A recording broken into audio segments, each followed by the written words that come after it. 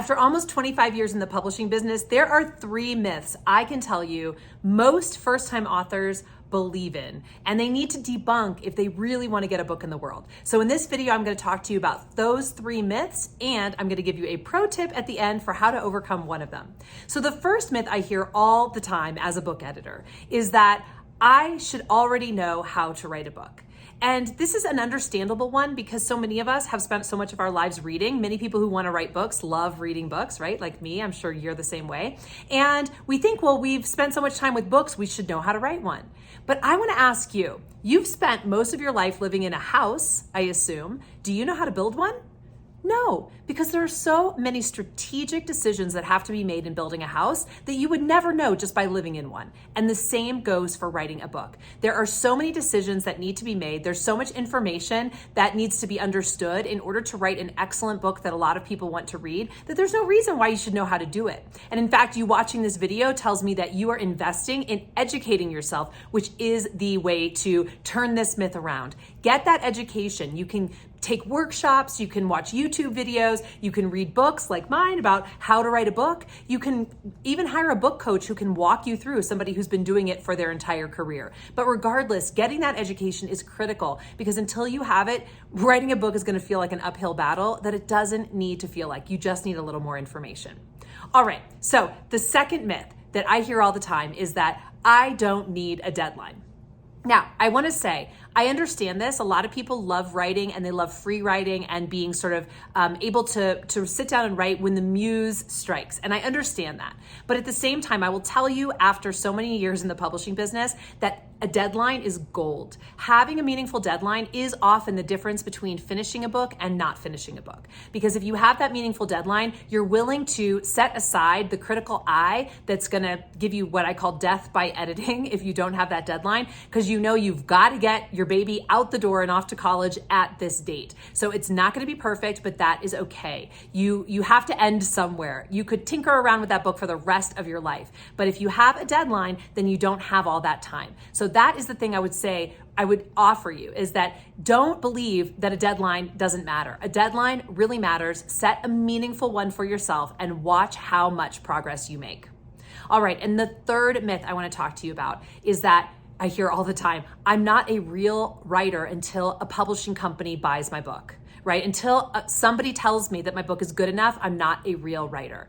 And I've got to tell you, that is simply not true, especially today. So many people are out there putting their work, their wisdom, and their stories into the world and getting so much return in terms of both financial, but also just knowing that they're really helping people. They're teaching people things they need to learn, or they're entertaining people. All of that can happen without you ever having a publishing company give you, quote, their stamp of approval, okay? So there is actually only one thing you have to be doing if you want to be a writer, if you want to claim that title, and that is that you have to be writing. So here is that pro tip I promised you.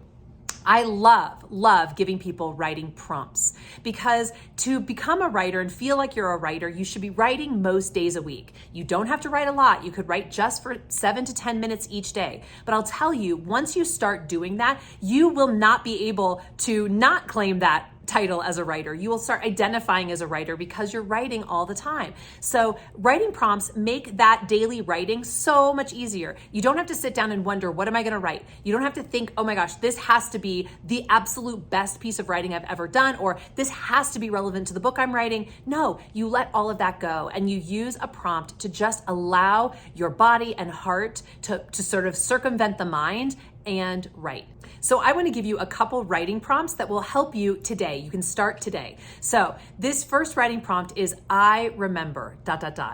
I remember. So how you use a writing prompt is you set a timer on your phone, maybe 7 minutes, maybe 10 minutes. You write that prompt at the top of the page, and then when the timer starts, you just start writing. Okay, I remember. When you come to the end or a pause, you just rewrite the prompt again. Don't judge yourself. Don't edit anything. This is not necessarily meant for public consumption. This is for you to have the opportunity to get in the flow of writing and allow a deeper part of yourself to speak on the page, whether that's your heart or your body, some part of you that's not going to be, if you're circumventing that judgmental mind that says, I'm not a writer, I'm not good enough, I don't know if this idea is right, I have to be writing something for my book. No, you don't. This is your time to be writing. Because if you have this desire to write a book, it's because some part of you wants to be in that creative process. And this kind of writing prompt can help you. Okay, so the first writing prompt is I remember, I remember, I remember. The next one is I don't know what to write, but. I don't know what to write, but something will come out. I don't know what to write, but. And when you come to a pause, you just write it again. I don't know what to write, but you'll be so surprised by what your body and heart know to write that your mind didn't know, okay? And then the final one that I want you to try out is I'm going to, okay? So this is a way that you can discover, to your surprise, what your deeper soul wants you to do. I'm going to ... I'm going to ... Now, any sentence starter can be a writing prompt, and you can even use something that's not words. You can use a picture or a smell or a video or something like that. But basically, you're just choosing a thing that you are going to allow to work inside of you and come out on the page. And with that, I promise you, if you do that most days a week, so let's say 4 to 5 days a week, you will have no problem claiming yourself as a writer. So I hope that this has been helpful to you. Please sit down today and try one of those writing prompts, and for the rest of your days, keep writing.